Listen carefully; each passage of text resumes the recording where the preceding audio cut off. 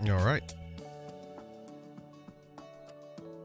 It looks like we are live and up and running. Let's swap everything over to the jam stream layout and we will get started for today.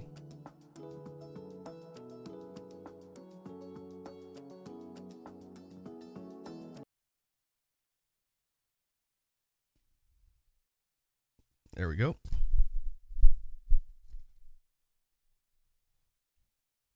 I think audio is good. I'm gonna put my gain up a little bit. Need to make sure all the levels are okay once I actually start making noises. Make sure the settings aren't too high.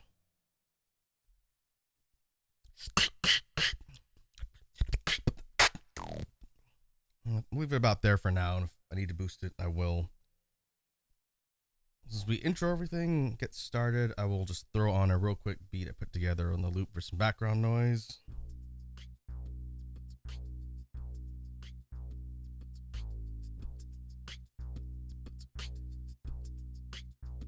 So for today, we're going to pick up on some conversations of things we've discussed in the past couple streams as far as some practice topics. I put specifically, I need to make sure I sent that, on the announcement tweet.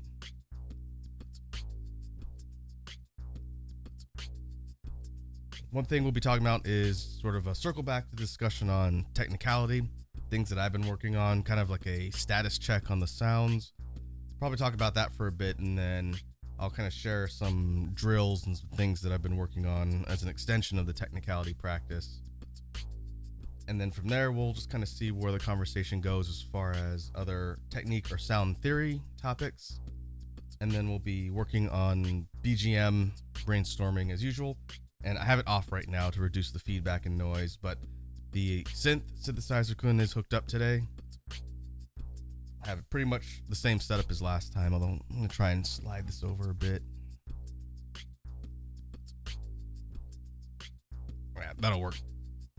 Like I've mentioned before, I have a pretty jank setup for how to get this thing in actual arm's length, so I don't have to be looking way over just to hit keys and hit notes. But because my camera is in front of me, when I look to my side to hit the synthesizer, my model's going to wig out a little bit, but that's okay.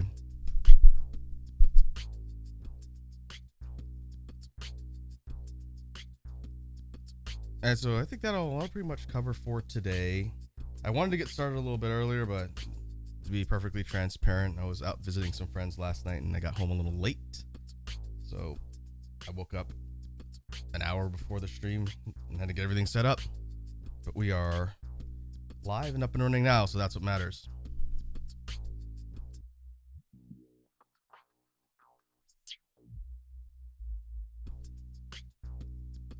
And so we'll start with sort of the warm-up, basic drills, get the blood flowing, all that jazz, just like we normally do. And then from there, I'll spend some time talking a little bit about technique. Depending on how long it takes to kind of go through the technicality drills and portion, I'll have to make kind of a judgment call about where to divide time up, because I don't have as much flexibility in my schedule this afternoon as I normally do. But we should get like a good 2 hours worth of discussion, and that's what matters. And we'll see what we can accomplish. So let's go ahead and pause this. Now work on some warm-up stuff while I double check my audio. And I think we should be good. So with that, we'll go ahead and get started and then proceed with the jam stream.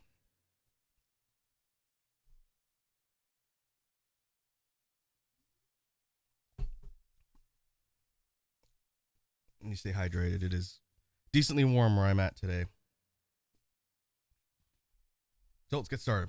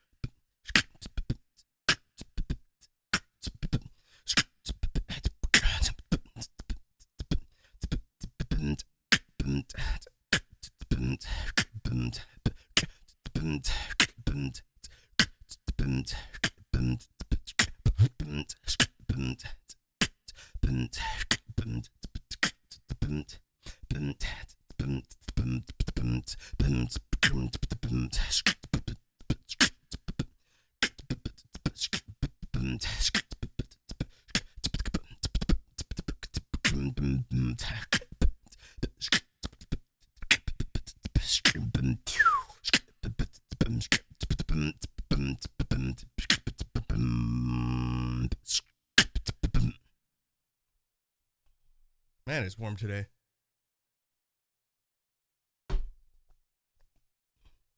Hey, I see Ladybug in the chat. Afternoon, Ladybug. Welcome to the jam stream. Ladybug says, What's up, everyone? What did we learn in beatboxing so far today? Well, I was just running through some warm-up, real simple beats and drills, get the blood flowing, promote good facial blood circulation. So we haven't really done much discussion yet. We're just getting started and up and running. But good to see you. Hope you're having a good Sunday, assuming it is Sunday where you live. But we'll be beginning the discussion right away. So actually your timing is pretty good.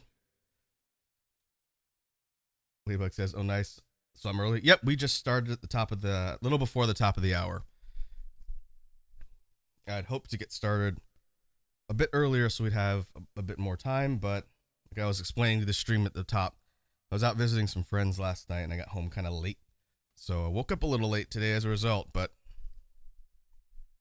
it's all good. I try and give myself about at least an hour before the stream starts to get set up, make sure all my equipment, everything's plugged in and good to go, so I'm not having to rush, but sometimes I have to scramble a little bit. Like we have done in the past, just to recap a little bit, I do have my synthesizer hooked up. It's off right now to reduce the background noise and feedback. But when we get to BGM brainstorming and kicking around ideas, I'll hook it up and we'll be able to use the instruments on the synthesizer Kun here. And it should be a good time. But the way I've sort of scheduled the discussion today, we have like a brief warm-up that I just sort of walk through real quick. Don't need to spend a ton of time on that. And let me change my caption. We will go practice and sound theory.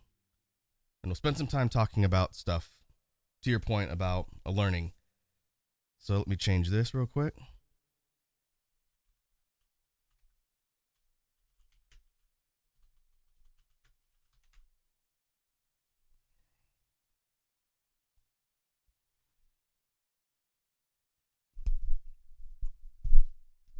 Let's see. I think I need to buy a new mic arm. The mic arm that I have my microphone on. Because I'm standing up, I've got to tilt it up kind of high, but it kind of droops if I'm not careful. I think it's getting worn out. I've had this thing for a few years. Doesn't help that the mic I'm using is a little bit heavy, so I can definitely tell when it's starting to fall over.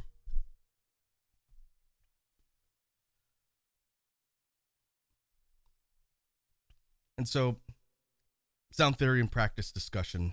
What did I sort of prepare in advance to talk about today?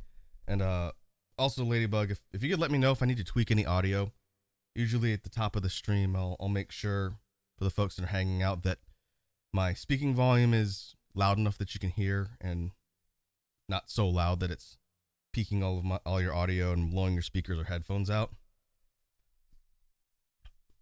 Or especially when I'm doing beats, that's kind of when I'm keeping my eye on what OBS says in the audio. So everything looked okay. As long as I'm not doing some of the sharper snares directly into the mic, it should be okay. But yeah, let me know if anything needs to be tweaked. Okay, sounds fine. Sweet.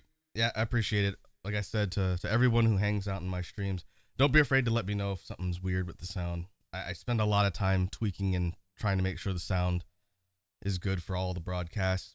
But because I work with so many different types of devices, I have to jump between settings, and I'm always paranoid that I'll forget to change them back.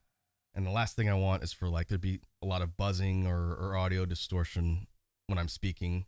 It's distracting. It doesn't sound very professional. But anyway, let's move on. So, sound theory and practice discussion. I mentioned it when I put the tweet out for live today. What I wanted to circle back to is the continuing and ongoing discussion. We talk about it a lot here on these streams. When it comes to technicality, we tend to check in every couple streams or so as I kind of think of things I want to emphasize and talk about with the concept of technicality, since it's something in beatboxing you never stop working on. It is kind of like an infinite grind as far as perfecting sounds, adding in new sounds, getting better, getting faster, getting cleaner with the sound patterns. And so folks that have been out in the scene, like the pros, they've been doing it for 15 years. They're still constantly training and practicing when it comes to technicality, because there's always something you can refine, learn, and continue to perfect, which is kind of neat. And I guess for some people, it might be a little bit daunting to think that you'll never hit a mastery ceiling when it comes to that particular technique in beatboxing. But I think it's pretty creative and interesting, because as long as you have ideas and keep practicing, there's always something to be tweaking when it comes to that concept specifically. And so we'll kind of recap some of the discussion today from previous streams, and then check in on things that I've been working on when it comes to technicality, because again, it's a grind, a constant grind, and you can always be improving and getting better when it comes to sound development. Hey, Red Dragon's here. What's up, Red Dragon? How are you doing today? Hope you are having a good one so far. It's still Sunday where you're at. Welcome to the jam stream. We are just getting started. Finished some warm up, and now we're going to go into the sound theory and practice part of the discussion today. And then so it's kind of an intro for the discussion. Just I usually do this to some extent in case anybody jumping on hasn't heard me talk about this in a few streams, just to make sure that I'm not using terms and words that people haven't heard, just in case.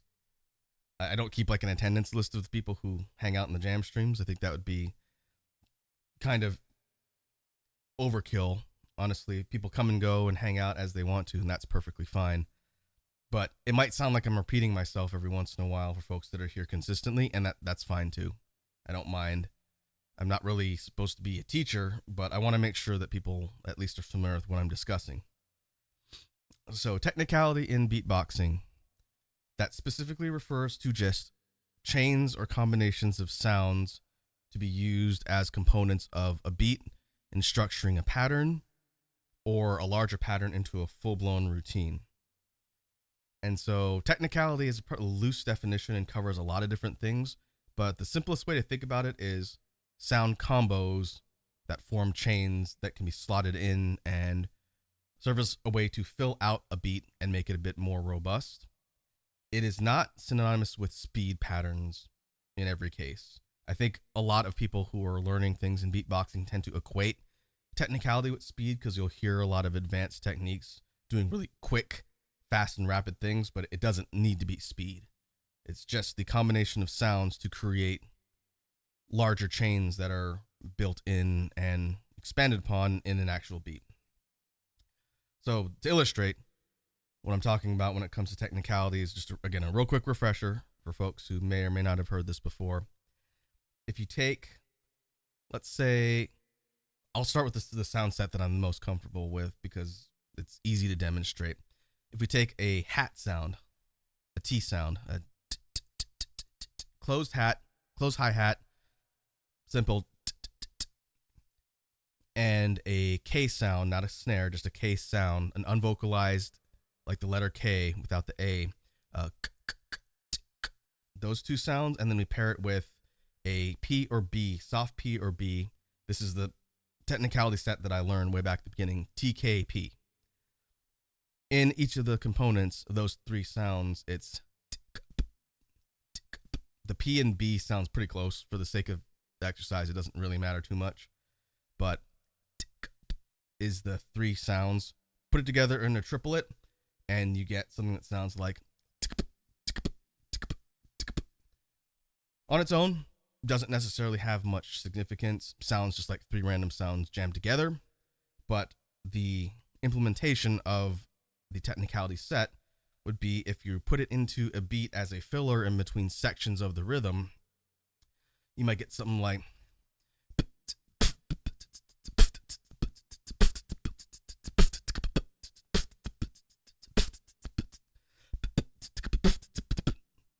and every time you hear it going in between parts of the rhythm, that's where the technicality is slotted in, and it's serving to, again, fill out the sounds and what you're hearing in the actual rhythm. And the reason why people do this and kind of perfect and refine how they implement technicality is so your beats don't just sound kind of monotonous and flat and boring. You know, when practicing and working on the early stages of beatboxing, it's perfectly okay to just practice simple beats to keep time. We've talked about practicing with a metronome and getting good at staying on meter and on time. But as you start structuring the patterns, which is the sequences of beats, and you start constructing the patterns into a routine, which is like the full-blown song or performance you're doing, you want to start thinking about how to vary and add some variation to parts of the rhythm so that it's not just the same thing over and over and over again. And that's where technicality comes in as a really good tool to pretty much give you almost infinite freedom to combine sounds and slot them in. So again, the practice beat that I'm doing here, which is a pretty simplified version of one of my BGM tracks. It's one I go to a lot just because it's one of the oldest ones that I remember. But with the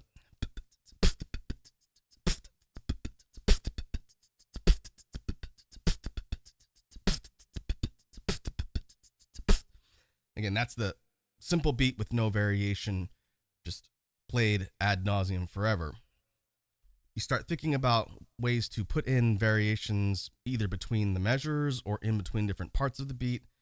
And then if we take the example and we take the bass beat, it might switch up to something that sounds like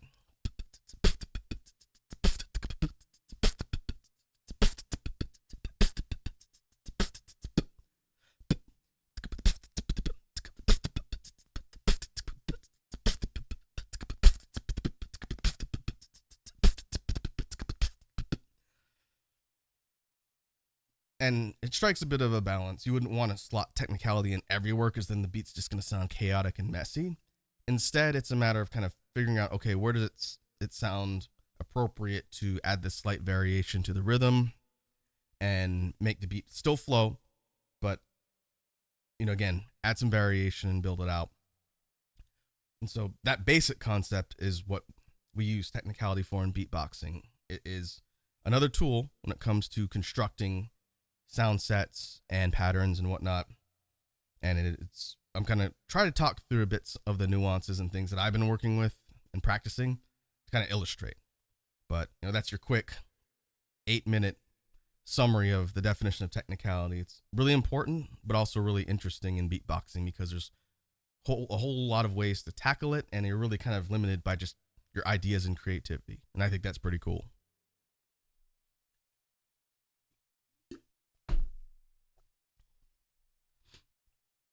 And so the next part of the explanation, we've talked about what it means, the definition of technicality, how you use it in beats, and how you make it function like a tool for how you write and construct and everything like that. One thing that I've been working on a bit, actually a decent amount, but there's two major components of technicality that I've been practicing. The first is an alternate triplet pattern, one I've talked about pretty decent amount of times now. You probably have heard me mention it at least once if you hang out here. But unlike the TKP, it's TKK, which is usually the first one people learn. I'm not going to go into the whole backstory of why it took me so long to get into this one. But basically, I didn't learn this set initially because I couldn't do one of the sounds. It's similar to the TKP. It employs the t, but instead of the at the end for the third sound, it's a rim shot, which is a non-breathing snare. And the rim shot is the very short, sharp, sounds similar to the inward K, but there's no breathing component, so it's not as airy and breathy. The rim shot, which is one of the trickier early sounds to learn, this one took me a bit, but the rim shot is useful because it's fast. Because you don't breathe, it's just mouth pressure to get that. It's really just your tongue. If people want me to try and explain how to do a rim shot, I can explain it a bit, but it's tricky. I recommend people check out tutorials from the beatbox community for that one, because it sort of depends on what feels natural in your mouth anatomy for that one specifically, and I can't obviously show you what my mouth anatomy is doing with my model. But the rim shot slotted into the TKK sounds like, again, triplet pattern, very similar, but it ends with a different type of snare, hence a different sound set altogether. And when you're just practicing the TKK, it's getting the sounds to kind of chain together and flow, because it's a little bit unusual when you're first starting out. But as you get used to it, you get kind of comfortable putting those three sounds in a sequence and figuring out, again, where they slide into a beat as far as adding that variation. But the thing that the TKK is most known for, I think, this is just my opinion as a person who's been studying technicality for a bit. To me, when people think of technicality and speed and fast patterns, they think of the TKK because that's what a lot of people use it for. It doesn't mean it's going to be the be-all, end-all for speed, but it is what people are kind of known for employing and using when it comes to that sound. So what does that mean? So in taking the triplet chain, and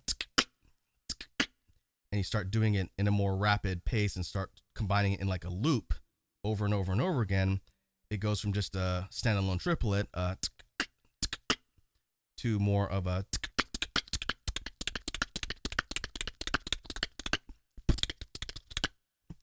and that's how you're starting to hear people formulate it into speed patterns, doing things like adding a kick to start off the chain and then maybe adding FT hats in between to create not just TKK, but like a BTKK, FTKK, long complex chain.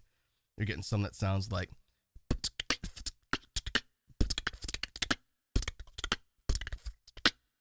not quite warmed up with my tongue muscles, so I'm not doing it super loud. But if I can slow it down and make the sounds a bit more pronounced, you're getting this looping sequence of sounds chained together really fast. And it's kind of a cool trick to be able to work into beats, but it's not easy to do. You have to practice quite a bit to get muscle memory and accuracy with the sounds. But like the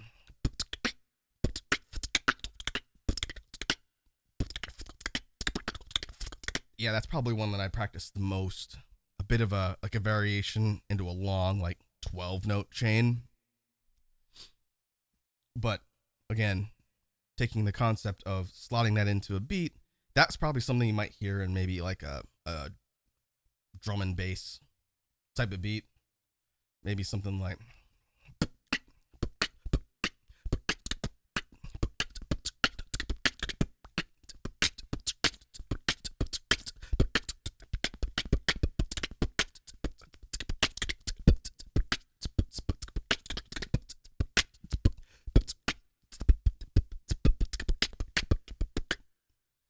those types of snares with the rim shot tend to work pretty fast and effectively in conjunction with like kicks and hats. You don't have to do it with like a TKK. It's pretty free form, but it's fast. That snare is incredibly quick. And as you practice just getting the sound to come out and get consistent with it, being able to put that in between other things is pretty handy. I think that's why people tend to learn TKK first, because once you get good at it, you can bust out some really interesting speed chains just by taking like rim shots and other things and kind of experimenting with how they fit together.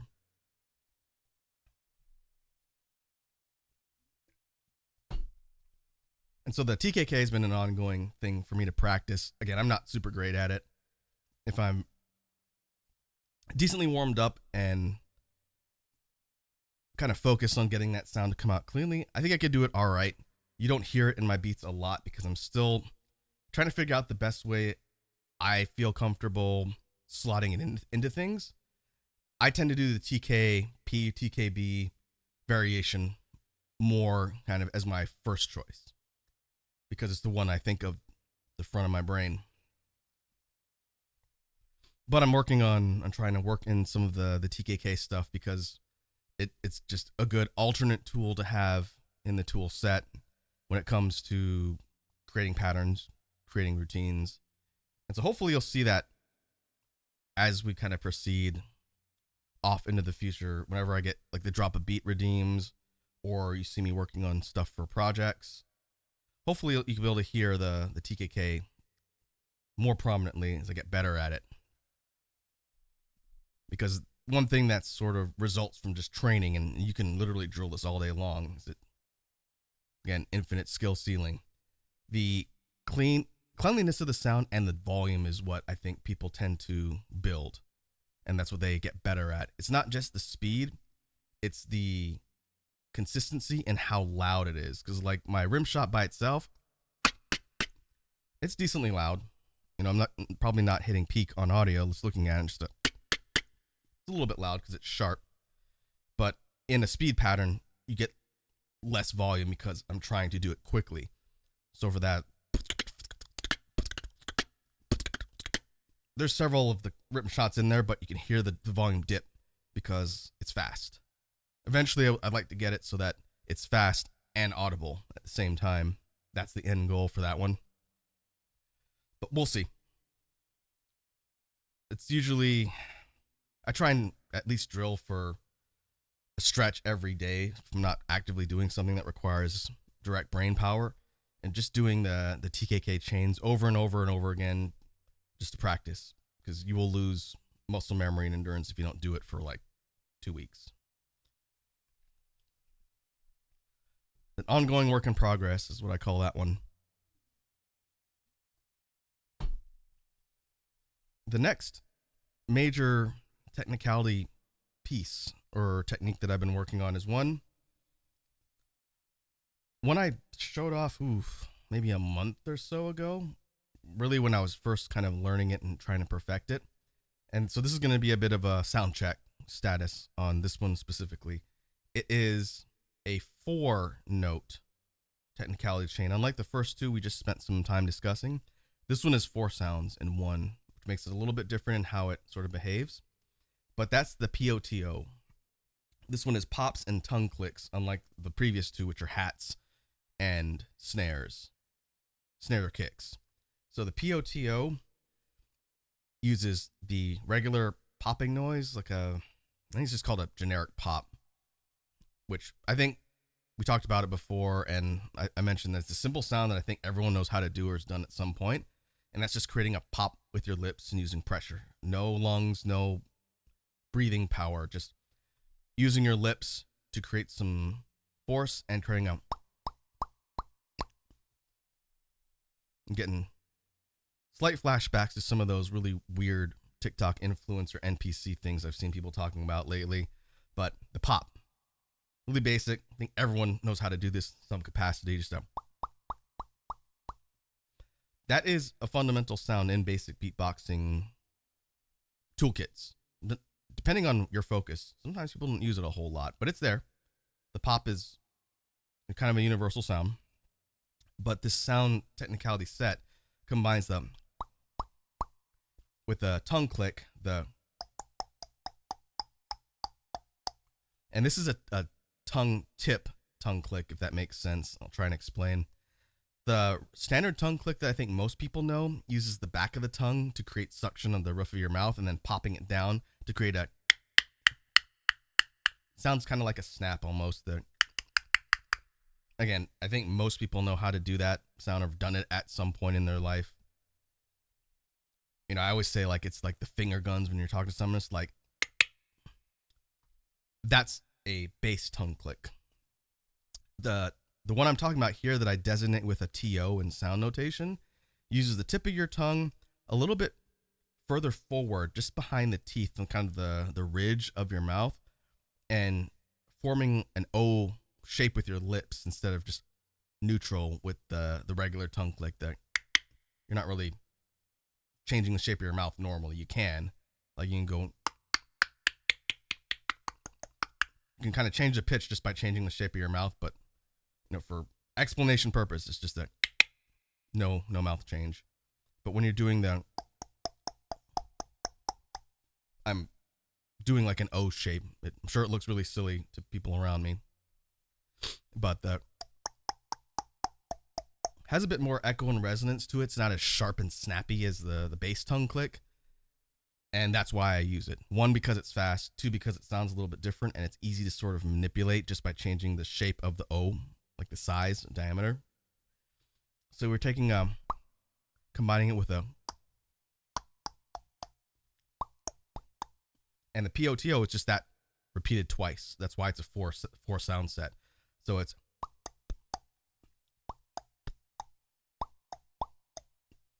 and the way I've been doing it is I'll slightly vary the pitch on the fourth note, the second TO. So that's why it sounds like it's descending in pitch a little bit. Look, if I do it real slow, it goes from to very, very subtle. You know, it's not super obvious, but it sounds like the note changes a little bit, and that's just by changing the shape of the O. If you go, let's see, it seems like loosening it drops the pitch a little bit, and kind of tightening that entrance of your mouth makes the pitch go up. It's pretty easy to kind of mess around with once you start messing around with the tongue click, the TO. But anyway, the sound set is pretty simple in concept, but like we've talked about before, employing it as a filler section of beats is why I've been practicing this one. One, because I have no pop patterns at all. Prior to this one, as a sound I just did not really use at all, and it's got a lot of potential. So I said I'm gonna learn some patterns that use that sound and mess around with it and see what I can come up with. And so when we were first talking about the POTOs, I'd been doing it for maybe a week, and I could do it okay as far as speed goes. But I was kind of demonstrating how if you just take the pop and the tongue click, just two, and then you do it two relatively fast at the same sound over and over again like a loop, you would get pretty easy to do quickly. I think if I really push it, I can do a bit faster than that. But it's just two sounds, alternating forever, pretty decently fast. By making it a 4-chain and altering the sound, instead of it being 1 2 1 2 1 2, it's 1 2 3 4 1 2 3 4, which is a bit harder, but I think more interesting and more fun to do, really. So if we take it note by note in a 4-chain slowly, it would sound like.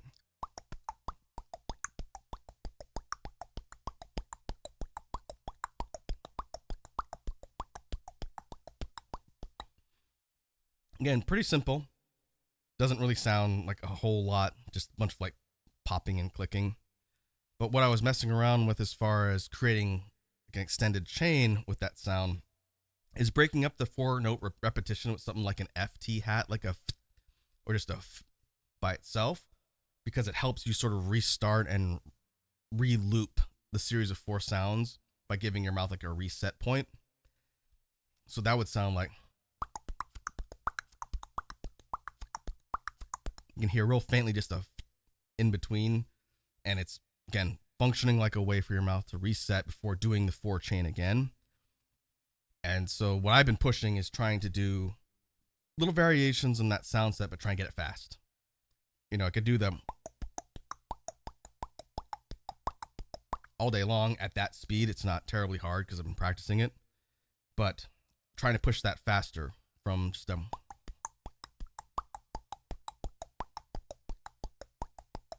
and then ramp up the speed, something more like,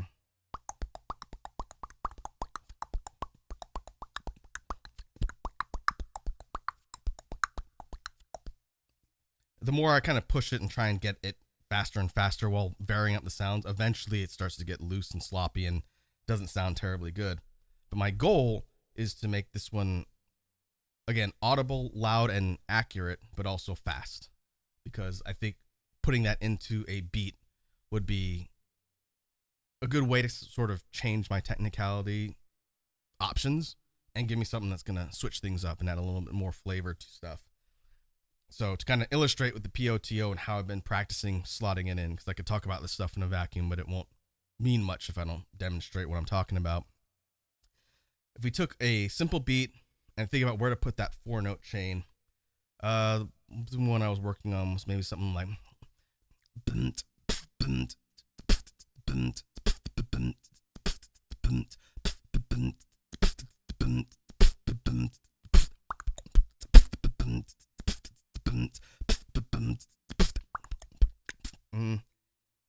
a little bit faster than this previous sample. Not the best illustration of that, but you can hear them.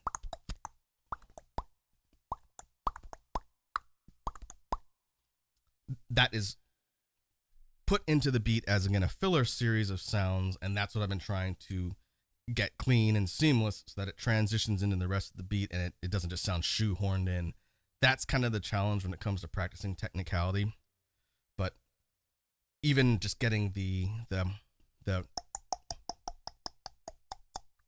accurate, you could practice that on its own. It's just, again, using the tip of the tongue right at the ridge of your upper jaw, as it were, right behind your teeth, to get that kind of clicking sound, and then using your lips to give it some echo to it and resonance. And then changing the pitch, you can practice that by itself because it makes its own chain by itself too, which I haven't been practicing a ton, but you could just do like a series of descending or ascending pitches with just that one sound, and it could function that way, and it would sound like,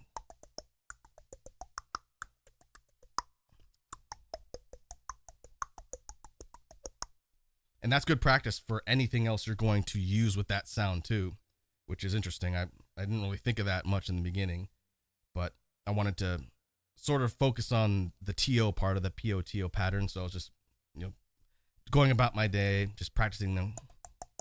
And I realized, hey, I could just do that fast if I wanted. That becomes its own technicality pattern, which is kind of interesting.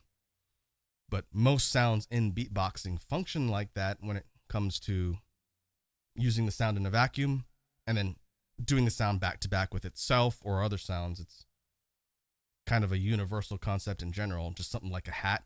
Just a we have hi-hat runs, which I haven't talked about a ton here, but that's just a sound combo doing hat sounds rapidly back to back. So instead, just a you're going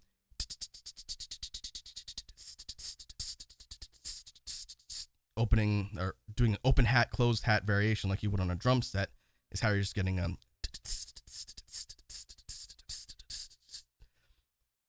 again, that's literally 2 sounds alternated and varied, chained all together. And again, it follows that concept of technicality in that you're creating these combinations of sounds. So it like I said, it's kind of a universal idea, but for the sake of what we're discussing here, we're talking about specific chains or combos that are being used as a way to fill out and build a beat.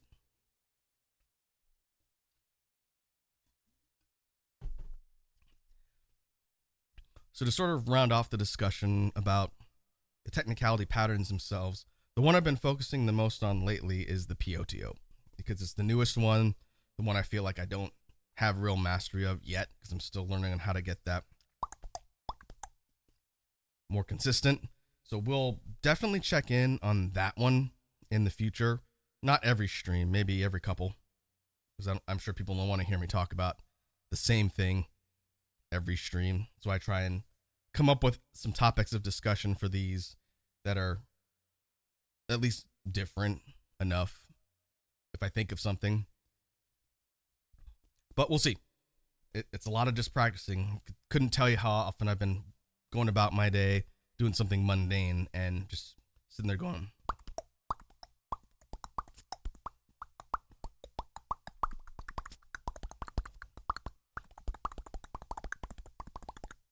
And thinking, okay, well, that sounds better than it did a week ago. So forward progress. But as you kind of practice technicality, you do plateau as far as how the sound changes. And then a lot of the drilling and practice just becomes consistency, accuracy, and being able to do it fast. Ladybug says, I'll try to practice those. Yeah, again, those two sounds, the and the, those are two sounds that I think everyone can do in some capacity. You wouldn't think to do them unless you're a beatboxer, obviously. But you'll find if you just practice the sounds, practice them together, practice them on their own, it will sort of improve over time and you'll be able to do them better. I know it sounds like a real simple, basic thing to say when it comes to learning a skill, but beatbox is so grind focused. If you just keep practicing, it doesn't have to be hours and hours a day. You know, everyone's busy, I understand. But let's say, like to Ladybug's point, you take 15 minutes a day and just practice like your POTOs, just doing like.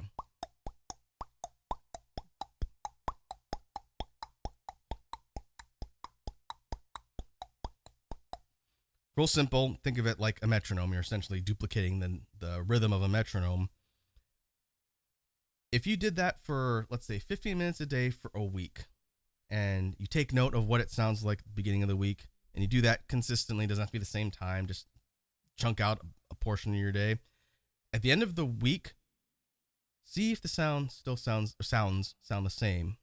And I'll bet you they won't. I'll bet you'll be able to do them better, more cleanly, or even faster. Because as you practice just doing them, you may find yourself kind of indirectly speeding up the pattern as you practice it, just unconsciously. And then between, the beginning and the end, you're going from to.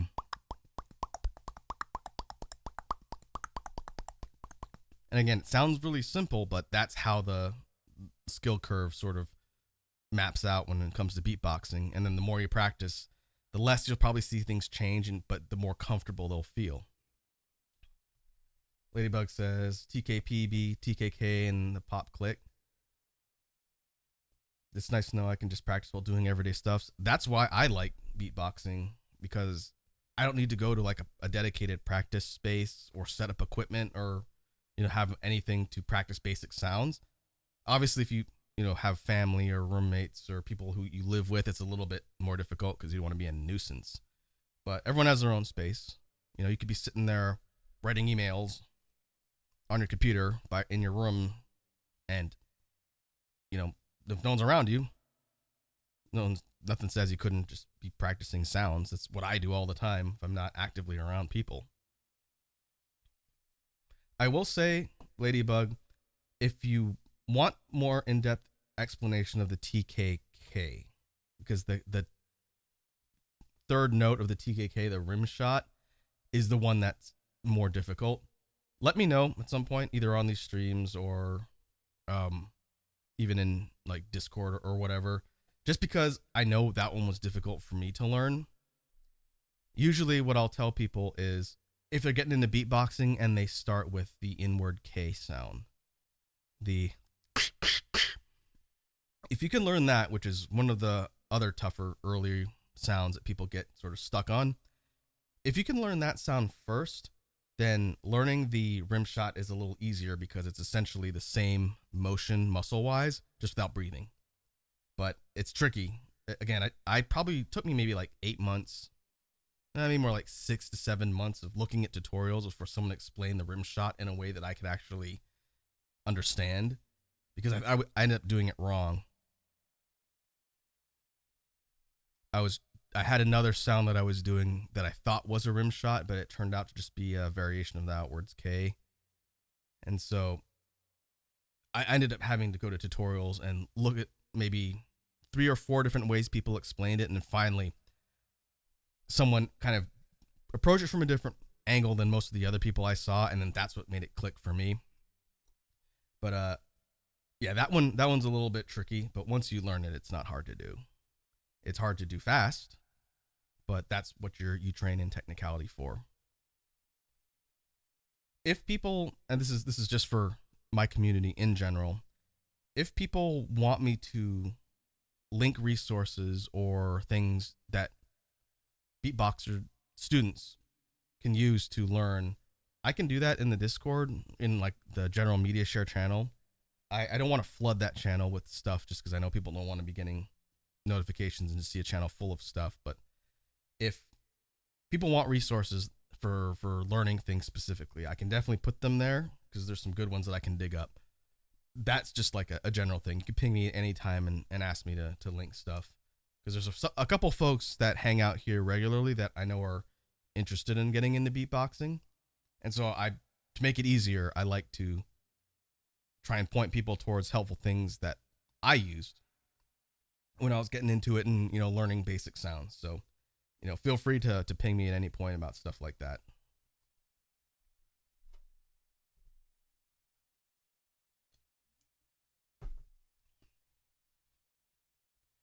So to sort of wrap up practice and sound theory before we switch gears and go into BGM brainstorming, the idea that, okay, you know how to do these sounds or you're learning them and figuring them out in a vacuum, how do you want to actually practice? Let me see if it's still set here on my loop. Okay. So my metronome is still set here, which is good. Well, I'll leave it at this volume here so it's not too loud. But like we talked about before, when it comes to basic sound practicing with the metronome and just drilling, doing the sounds over and over again, ad nauseum, until you get sick of doing the same sounds over and over again. You can apply this to technicality too, and it's also pretty helpful for learning how to manage staying on time and being consistent. But to really quickly illustrate something like a TKK we were just talking about, if you grab your metronome and practice just doing the sound set of 3, like even on the beat, on the click, 2, 3, 4, like that. I actually don't know what that would sound like, so I guess we're going to find out together. But just doing that, you follow the metronome, and again, it's a way to practice while training your brain to stay on time.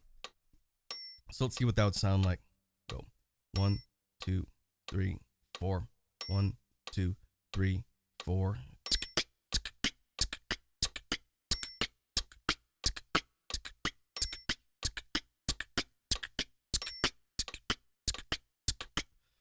So it's triplets on the direct beat, which is kind of a weird way to do it.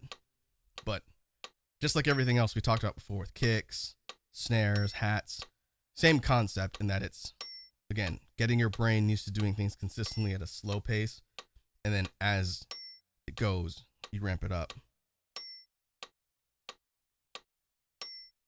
Let me see. It's at 90.5 beats per minute.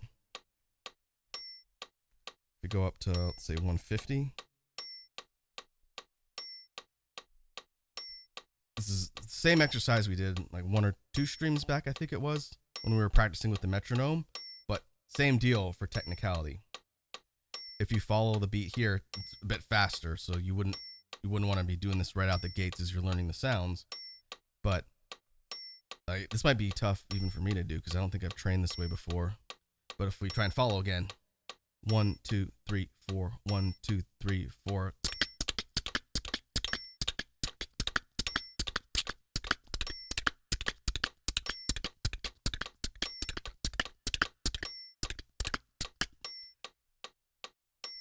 That's decently challenging. If I practiced that way every day, my speed would probably still improve over time. Just to turn that off for one quick second. I tend to practice that TKK in a long chain just because that's what I'm working towards as far as how I want to use the sound, which would be that's the way I practice it just because it's kind of the drill that I follow. But maybe I will think about working on the metronome too. Like, I wonder if this thing does different time signatures. Let me look.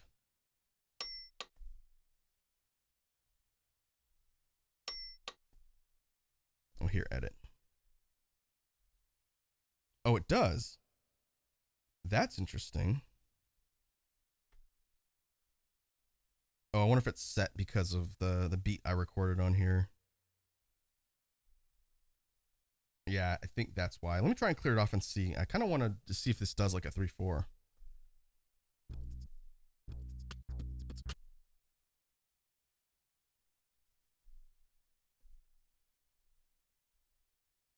Yep.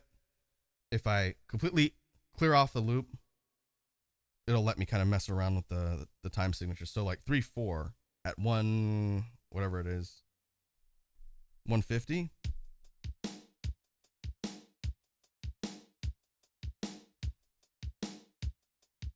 Oh, interesting. It changes the metronome type though.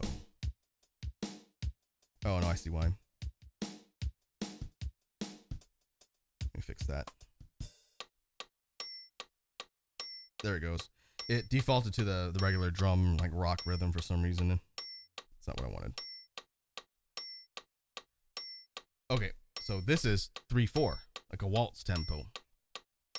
Now, for training technicality, that might be a bit beyond what my brain can compute right now. But to take a step back to our original discussion about practicing just with the metronome in general, not necessarily for technicality. This is a way for you to learn different time signatures. And like I talked about in the previous streams, the Soundbrenner app on the phones that's a metronome that I was using for a while is free. And you can just download it. It doesn't require any sort of payment or sign up or anything. But it allows you to do things like this and change the signature. So that was kind of how I was learning all these because I don't have them committed to memory. Like 4/4 and 3/4 are the only ones I really know. But if we take the time signature and we mess with it a little bit, yeah, I think I have to have it stopped. Let's say we went 6/8. This is what I'm trying to remember to learn. 6/8 sounds like. Put on metronome.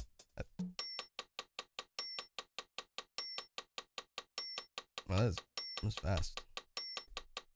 Oh, this is at 150. That's why. Let me drop it down to 90.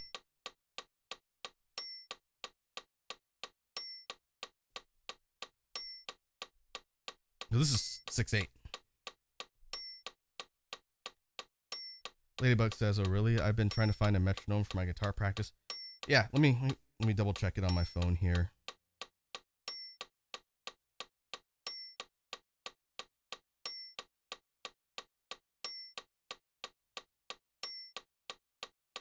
If you look up, I don't know if you have an iPhone or like an Android phone. I have an Android phone, but on the Google Store, it's just called Metronome by Soundbrenner.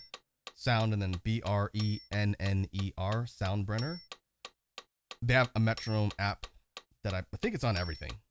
It looks like a black and white icon with like this kind of spectrum looking logo.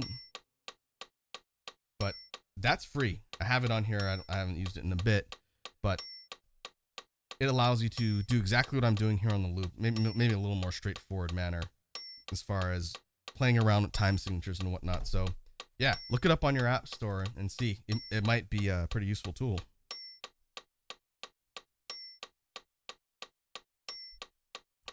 For stuff like Ladybug saying on guitar, or things like for beatboxing, it's very handy because you can just flip it on and mess around with sound temp or time signatures and tempos, and then just start practicing.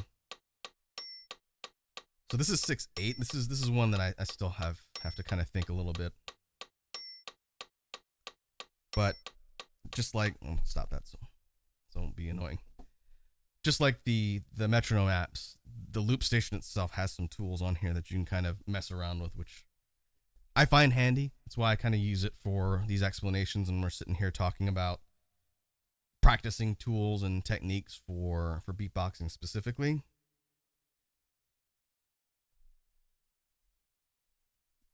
What's the other metronome sound like? Oh, doesn't have the chime. Okay. You can also do something really weird like 5/8. I don't even know what 5/8 sounds like.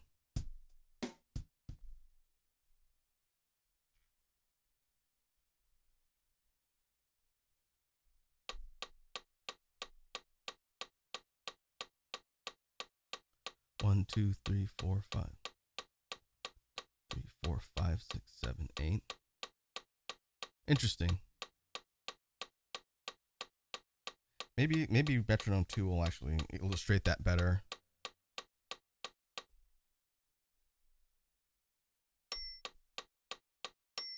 Yeah. Okay.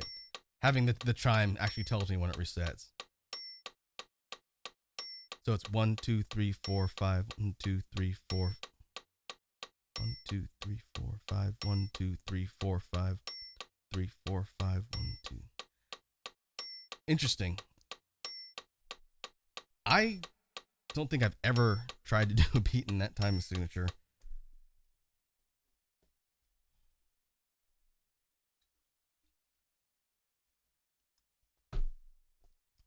But there it is. And again, to kind of wrap up the discussion about practice ideas and techniques,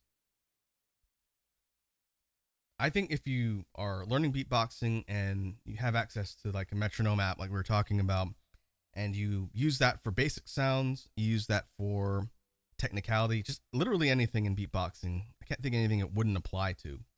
If you practice that way, it will definitely help, and you'll find yourself get better faster.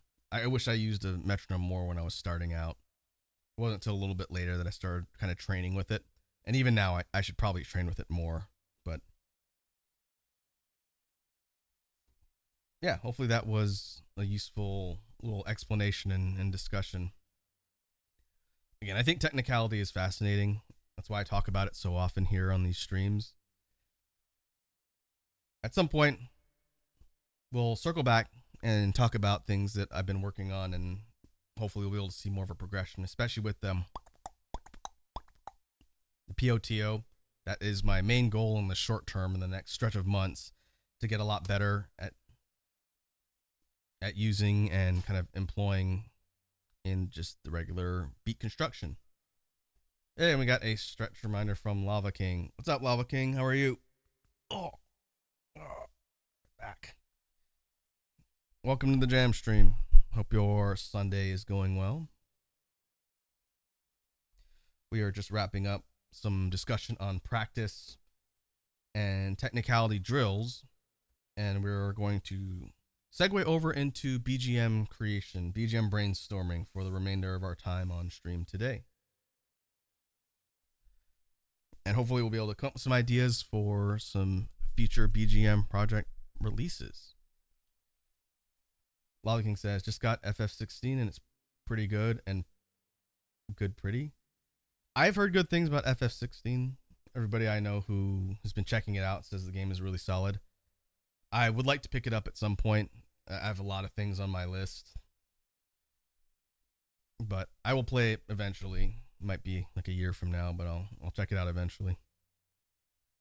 Lava King asks, "Hey Rocco, have you heard of Jet Set Radio?" I have. I've never played it, but I've seen it, and I know people who've played it.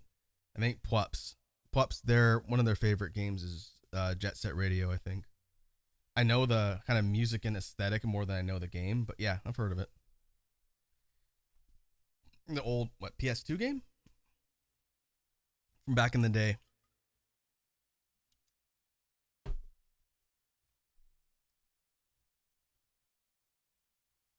Yeah, like Lava King saying, it has an aesthetic that has potential for street style. And it's very kind of colorful and like a stylized,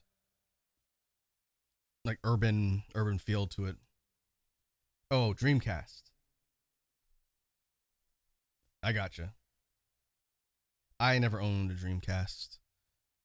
I kind of missed that console. I've heard Hi-Fi Rush takes a lot of aesthetic styles from like Jet Set Radio. It doesn't play the same, but a lot of the design kind of reminds me of that with like the really like bright stylized colors and all that. Lava King says, barely anyone had a Dreamcast. I knew one guy back in the Earth School days that had a Dreamcast. That was the only time I played it. I think we played some Marvel on that. There was an old game called, it was a fighting game, like a mech fighting game called Techromancer, I think it was called. That game was pretty cool. I don't know anybody who's heard of that game, but it was neat.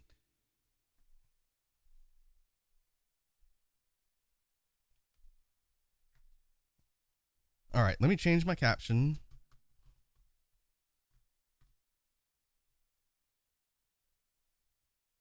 And then we will segue into the next part of the stream.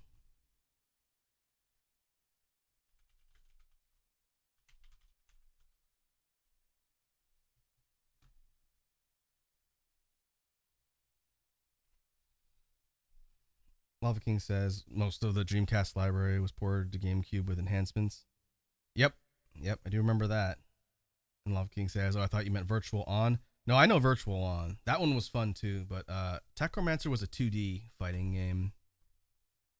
Let me make sure I'm remembering the name correctly.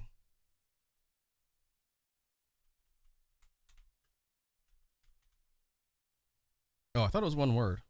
Tech Romancer, like romance, romantic. Techromancer was a mech based 2D, 2.5D fighting game. It was kind of cool. It had a bunch of like standard anime archetype mechs, you know, like a big Gigantor type mech, like a Gundam looking one. It was cool. I never hear people talk about that one. Oh, my friend had Rival Schools too. I think we played that on Dreamcast. I remember playing the first iteration of Ikaruga I played was on Dreamcast. No one had Soul Calibur. I got into Soul Calibur 2 in the arcades first, as opposed to the revamped one that came out on Dreamcast that I think a lot of people played. I played the first iteration of Soul Calibur in the arcades that was like polygons before they went and like did refined models. And then I played Soul Calibur 2 a lot more. Ah, I see. You found it, Lava King. It's good blast from the past. All right, let me turn on the loop. You might hear a little bit of a pop here. There it goes. Or not the loop, the synth. We have Synthesizer Kun.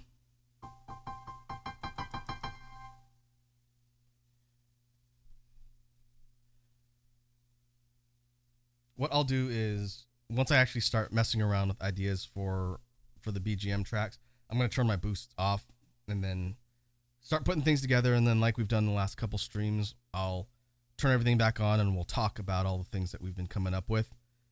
In the meantime, At this point, for folks hanging out in the chat, I would like to take a genre selection from you folks for what we're gonna do for the BGM track here. Normally, I just start messing with stuff, but I want someone or anyone to throw out some genres for music style, and I'll pick one, and then that's what I'm gonna work on. Lava King asks, Raku Gex the Gecko is making a comeback. I haven't heard that name in forever. That's funny.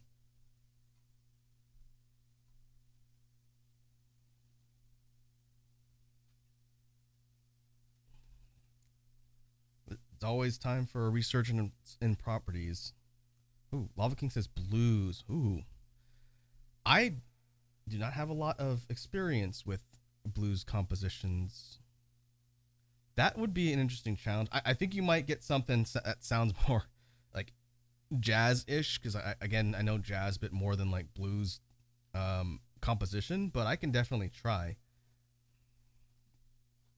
something a bit more kind of down tempo and a little bit moody. Maybe we look at some piano type sounds. The beat's not going to be really like fast and rapid, obviously, but yeah, let's do that. That'd be a good challenge. We'll see if I can come up with something. So what I will do is, I'm gonna turn my mic off and then turn my boosts off. If I need to talk, I'll turn everything back on, and then, depending on how long it takes me to put stuff together, we'll come back and kind of discuss where we're at as the track evolves.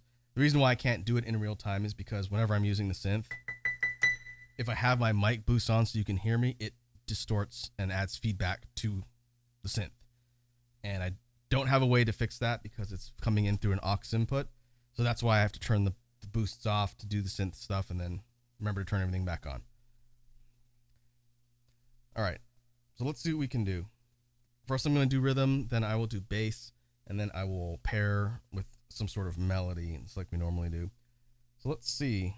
Let's try and come up with something bluesy.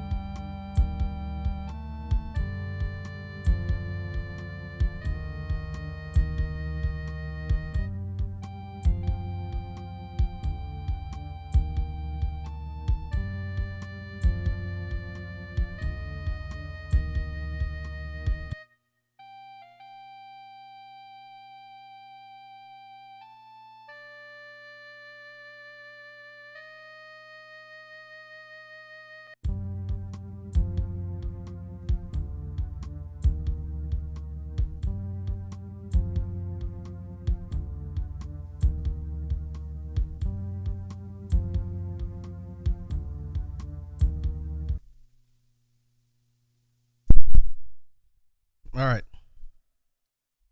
Let us reconvene and sort of discuss this interesting result of me messing around with, I think, basic jazz ideas. So for this one, I kind of set the tempo for this one a little bit slower. This one is 111, not the slowest BPM, but I set kind of a slow, methodical type of rhythm here, and I can play back stuff. I just turned the loop off so that you don't have the feedback. Here, I'll up this a little bit, but with the rhythm.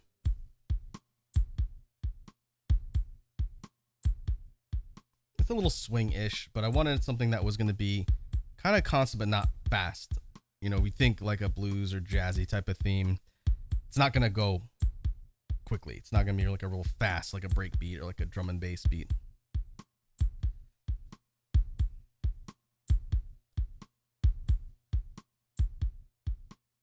Here, I'm going to drop the playback down to about here. So let me know if it's too soft and you can't hear it.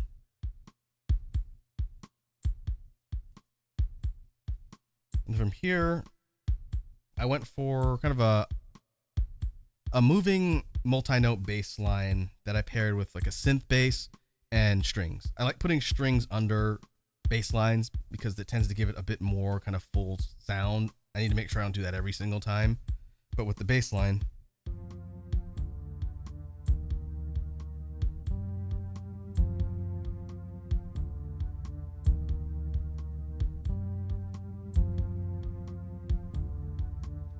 pretty simple, just kind of stepped up and around and did like a kind of half step up on the bottom.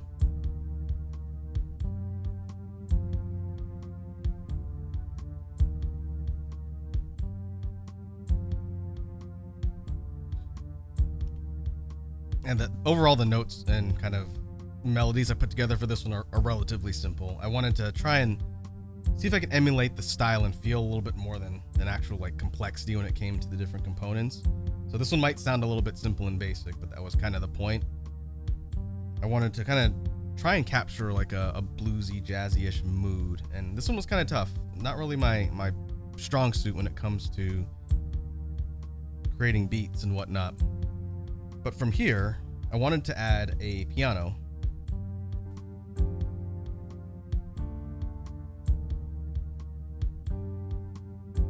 Real simple. This is like a four. I don't even know what chord it is. I don't know musical notation. But just 2 chords.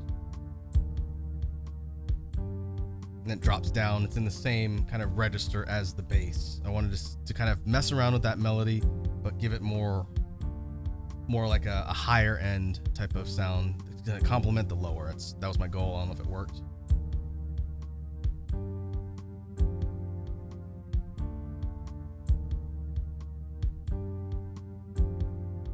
I think for this one, I am a little bit torn on tracks 4 and 5 that I looped here. I'll explain what they are. The first one is a sax. This is a tenor sax, and then the last one is a clarinet. The melodies are slightly different, so they definitely don't go as like a simultaneous pair of melodies. It's kind of like one or the other. But if we can turn off the piano, we'll demonstrate here. This is the sax.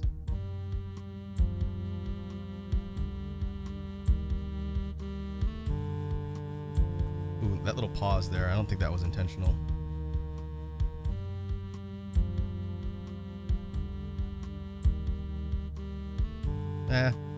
Not super distracting, but I did notice it.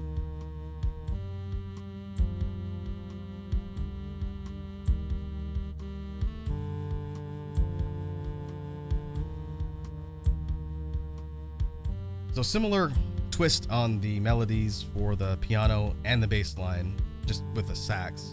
And it doesn't deviate a whole lot. I wanted to kind of make sure it complemented and not clash directly with the sounds.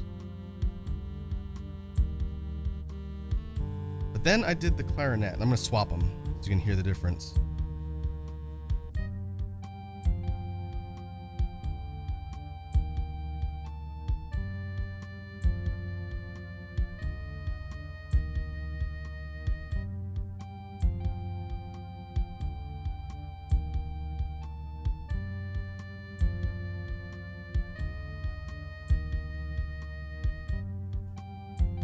So what I'm torn on with this combination of tracks, I think for a part A, I think the sax one would work.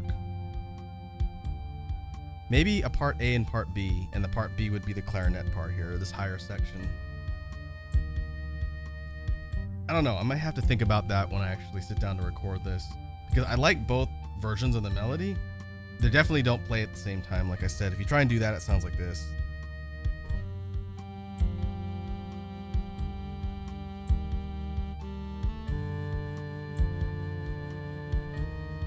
They're close, but the rhythm on the sax is slightly different than the clarinet. So if you play them at the same time, it sounds like they're kind of hiccuping a little bit. And I don't like the way that sounds. I don't think it sounds good. So what I could foresee is doing maybe a part A that has a saxophone, maybe doing like a transition, and then the part B that has the clarinet as an alternate melody. So I don't really want to scrap the saxophone one, but it definitely is a bit at odds. And I think both of the sax and the clarinet melodies mesh fine with the piano. I have the piano turned off, but if we turn it on,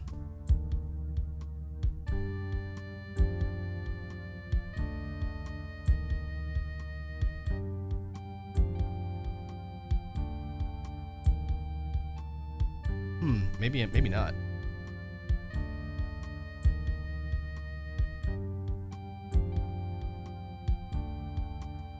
I think the piano might actually clash with the clarinet. What about the sax?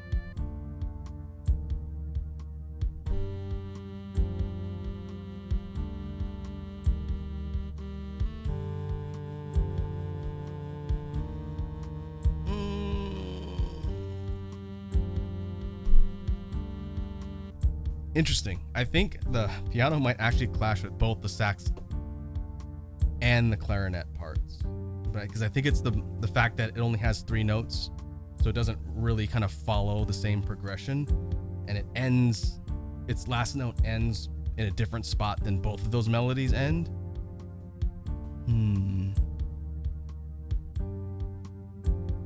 That's interesting. The piano part might have to drop out before either of the sax or clarinet sections. So if we think about it from the way the song will be performed, maybe we do rhythm, bass at the same time.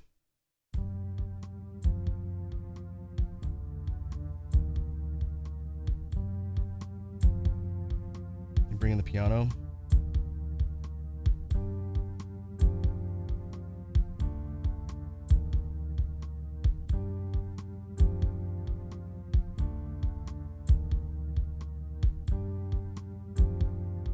And then we'd have to fade the piano out before we bring in the sax as part A.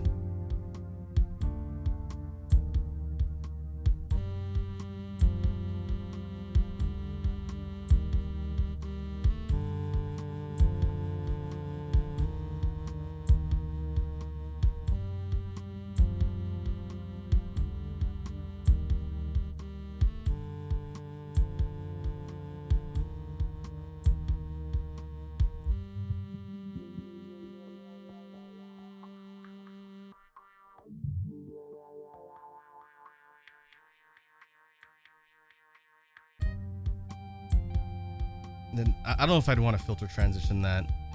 I did that because that's the easiest way for me to kind of put in like a real quick transition type to separate a part A and part B of a song. All right. First, let me save what I'm doing here.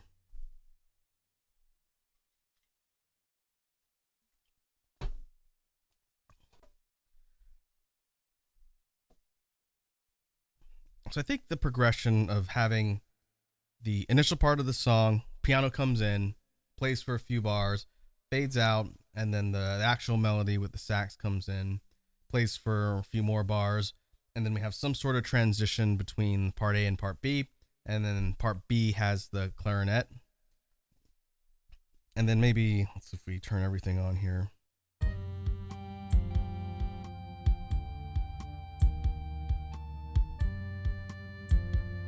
And then it's kind of the beginning of the outro, we fade back to the piano.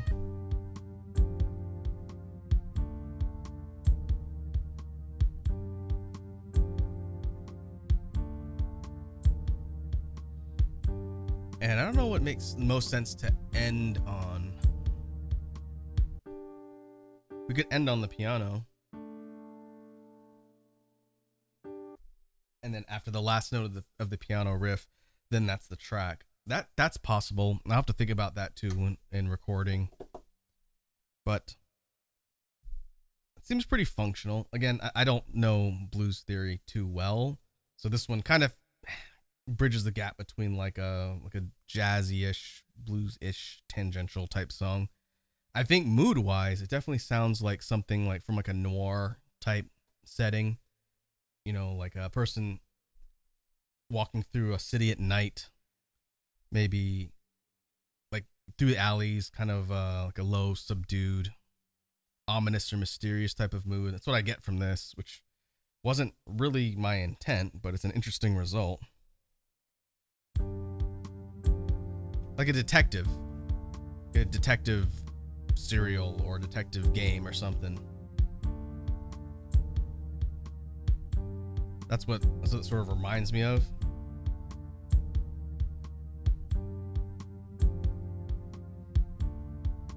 Lava King says if you wanted a noir vibe, need more sax. Well, when the sax comes in, that's definitely what I feel the most.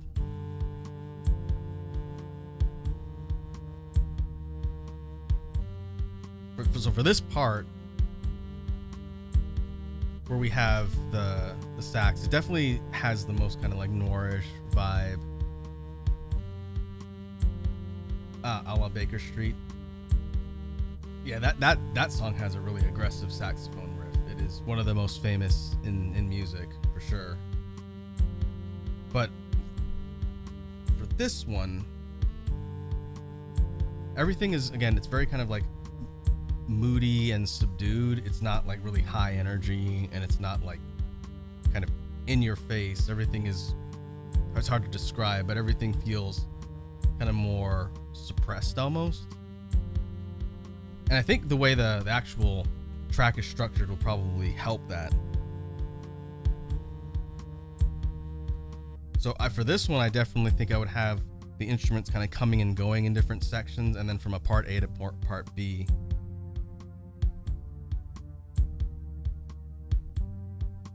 Lava King says this just sounds like the Pokemon Coliseum Pyrite Town, if that makes sense. I don't know that one off the top of my head. I'd have to look it up.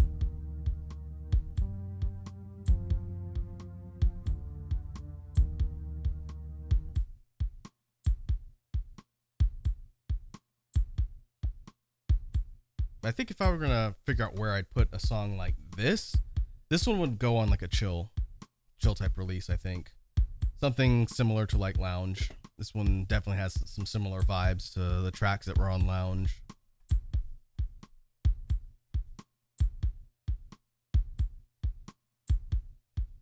But not a bad experiment. Let me make sure I save the settings here. What do we want to call this one? Make a note. Again, I don't know what I'm going to use this for, but I think it's a pretty functional track. I do like the way it sounds. I just don't know where exactly it would fit in.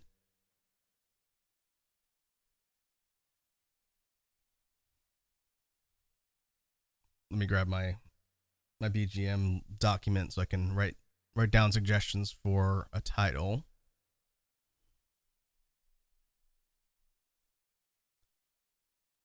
Ah, there you are.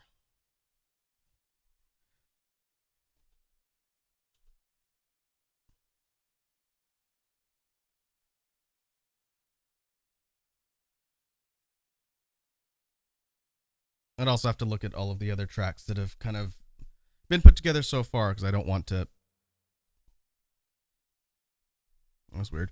I don't want to duplicate titles either, but maybe something with like evening or night or nocturne. Maybe not night. I've used that already.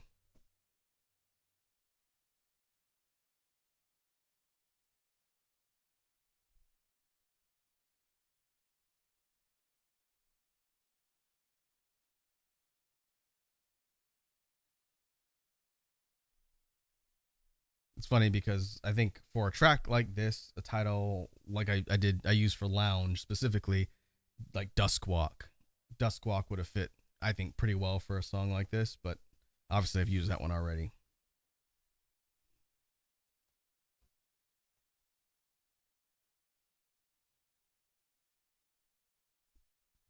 Here, what I'll do is I'll put the track back on in the background. I'm kind of thinking as we're talking here some ideas for what to call this thing too, but in the meantime I'll put the track itself back on.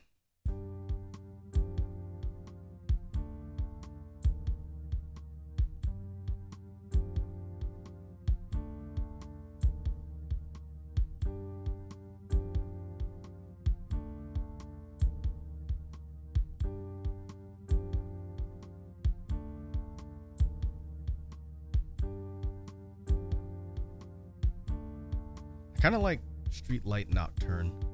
Pretty sure that's not super similar to anything I've written so far. I'd have to go look at the list of tracks.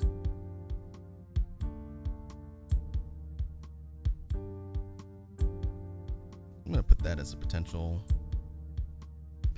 song title. In the meantime, before we move on, if anyone has any suggestions, feel free to drop them in chat.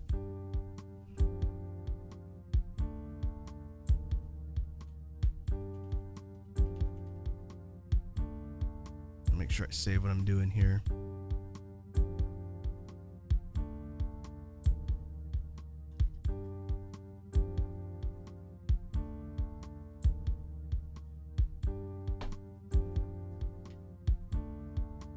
Swap the melodies.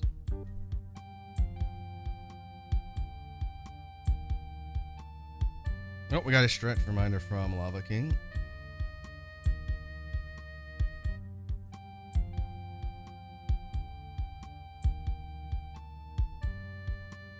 Oh, that. No, I don't think it was my synth shutting off earlier. Lava King says, try something Western.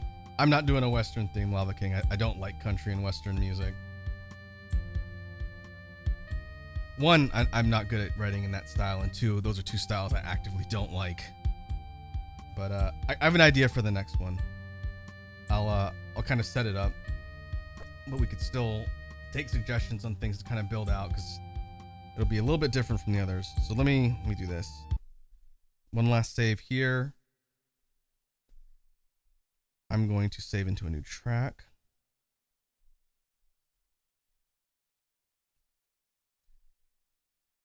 Love King says, try something grunge. I'll have to think about that in the future. Rock and grunge things with my instrument set here is something I need to figure out how to do better. I kind of listen to a lot of grunge. I'm a pretty big fan of that era.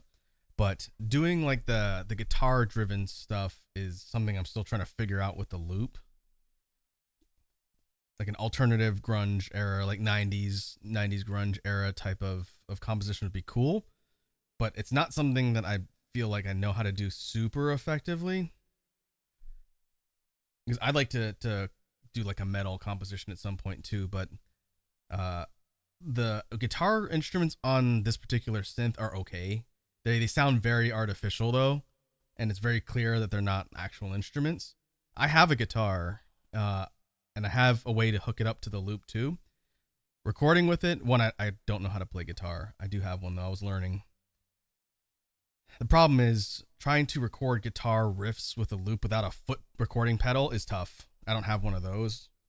So even if I did try and hook up my guitar and, play chords on it, I don't have a way to like start and stop things because I only have the buttons on my loop station. Lava King says like Machine Head. I don't know Machine Head. Name sounds familiar. I don't know their music though.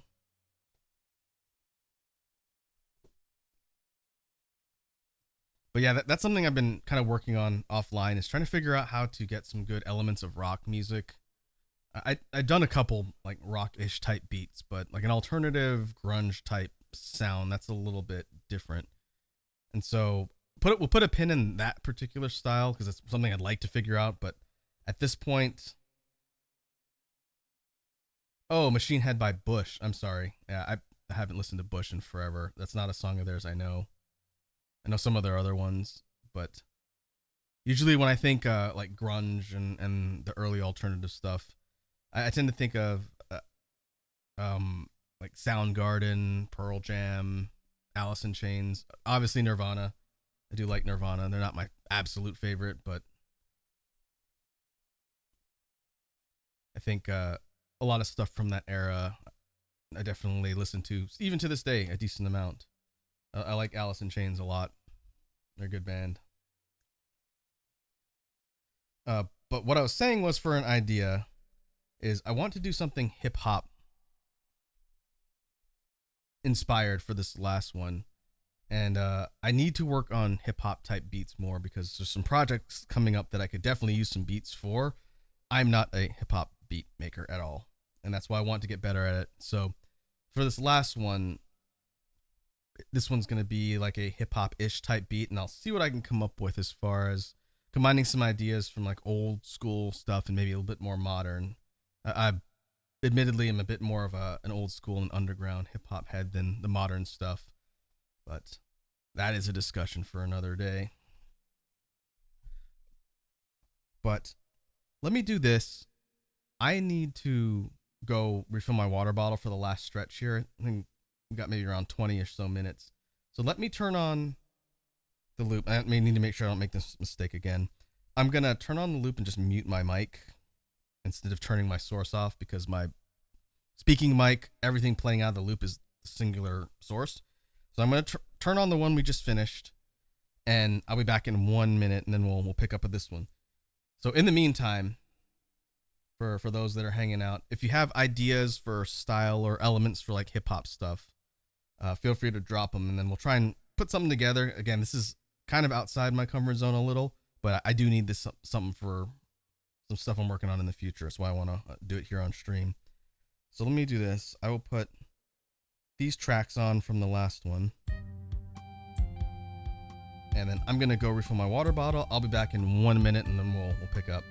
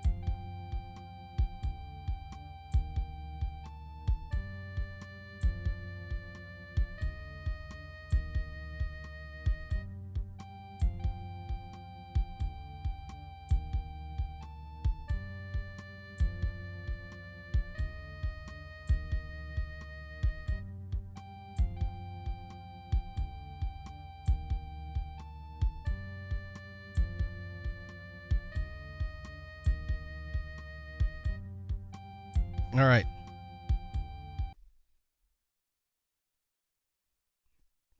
Sorry for the delay. I've got my water, and I think we're good to go. So this one might be a little bit more of a speed run than the others, but I want to get some ideas together for a hip hop ish type song. So we'll see what we can do.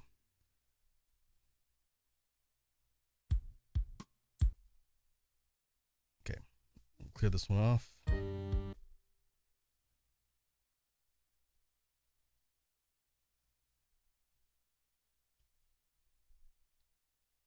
And so what I'll do for this one, just like we did on the last one, I will start putting stuff together using the synth, and then we will see what comes out of it. So I'm gonna turn off my boosts and my mic, and then we'll reconvene after I've sort of put some cohesive together. But yeah, in the meantime, if anyone has suggestions for stuff, again, you can drop them at any time.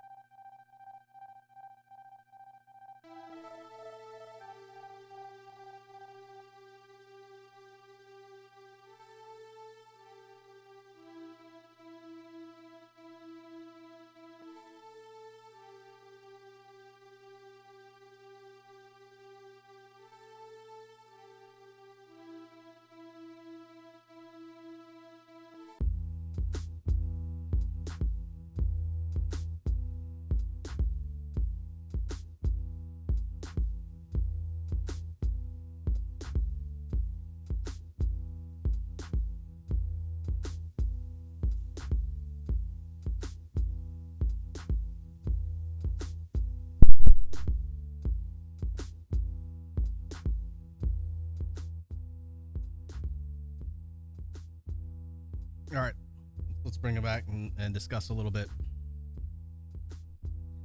So this one was easier to try and put together than the last one. Maybe because it didn't really try and do a lot of really out of the box type stuff, but the overall kind of composition seemed to flow a lot more naturally to me than the last one.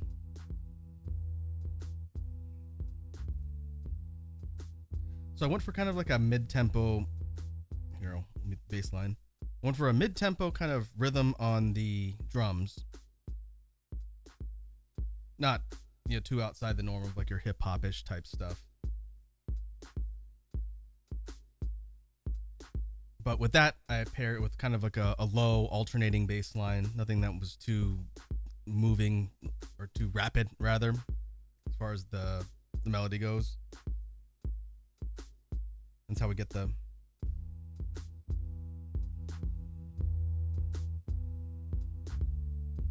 pretty simple, like not really that complex for a bass line either. But that was sort of the point.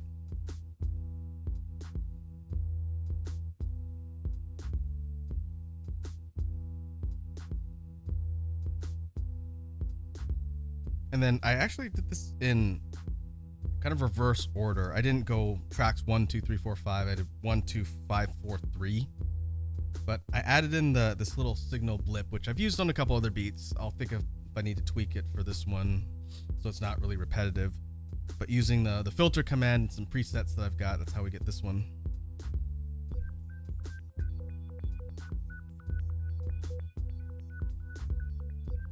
I tend to use like half step transitions a lot.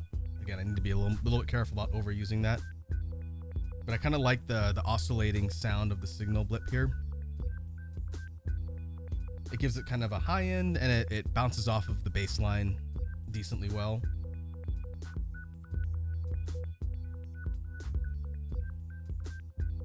And then from here we have the fourth track, which is a rapid slicer synth line. This one takes the same commands that we've done on some of the more EDM, like techno-ish songs, with cutting up that signal for the slicer. This is pretty rapid. This is 30-second notes, I think. But it creates this kind of, again, rapidly oscillating, but kind of flat, consistent, quick, high synth melody, which I think kind of bounces off of the signal blip fairly well, and it doesn't clash too much with the bass, which was the point here.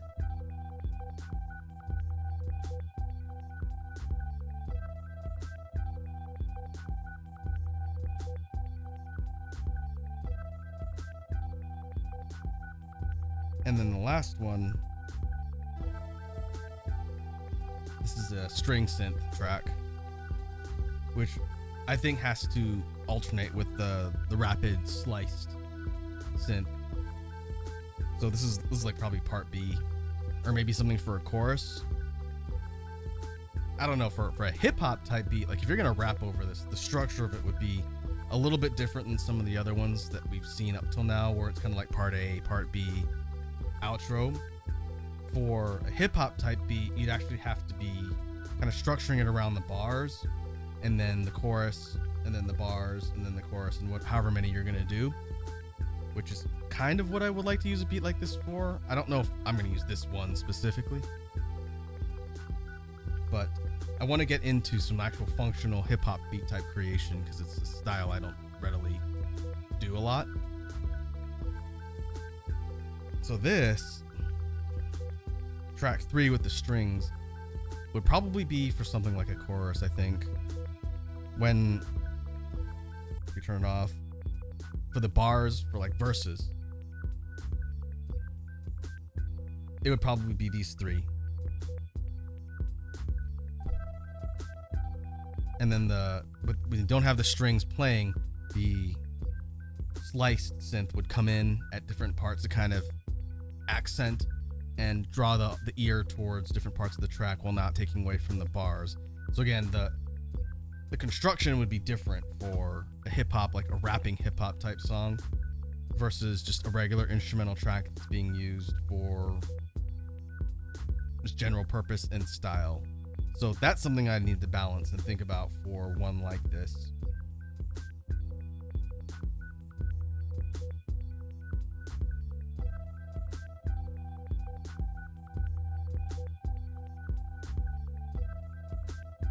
But I kind of like the groove on this one. It's simple, but the point was to try something simple and emulate style as opposed to go for something really complex and, you know, with all the bells and whistles. Because both this one and the track we just finished are song types and genres I don't spend a lot of time working on. So I'm trying to get practice, you know, getting better at writing those types of songs so that if I want to make them part of future releases or use them for other type of projects, then I'll be able to do that readily. I don't have to kind of reinvent the wheel.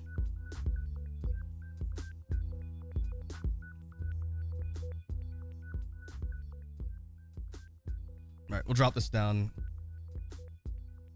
And so for this one, I'm not going to name right now because I don't know what I'm going to use this for yet. If I use it for anything, I will figure out a name for this one later. Because I might even tweak some things. We'll see. But it's a good sort of jump off point, a good prototype for a hip hop ish type track. And I want to get better. I want to get better at writing this particular style of music because there's a lot I'd like to do with it. But I think we will start wrapping up here.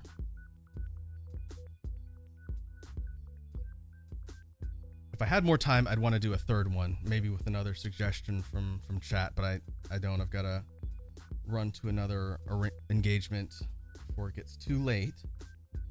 So let me go and take a look at the list of people who are online that we can raid, if any. I'm streaming a bit earlier than normal.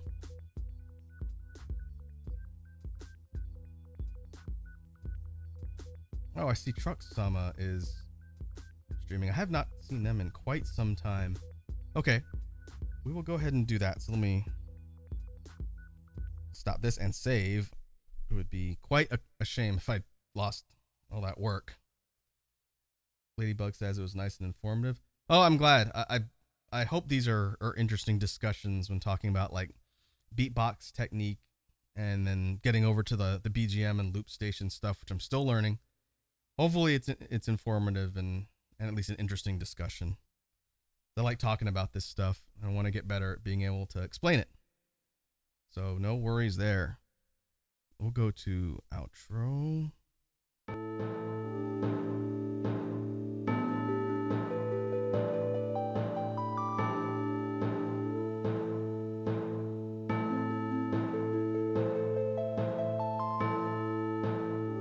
Ladybug says, I don't have much experience with synth sound theory stuff. Neither do I, so we're all learning at the same time. It's all good.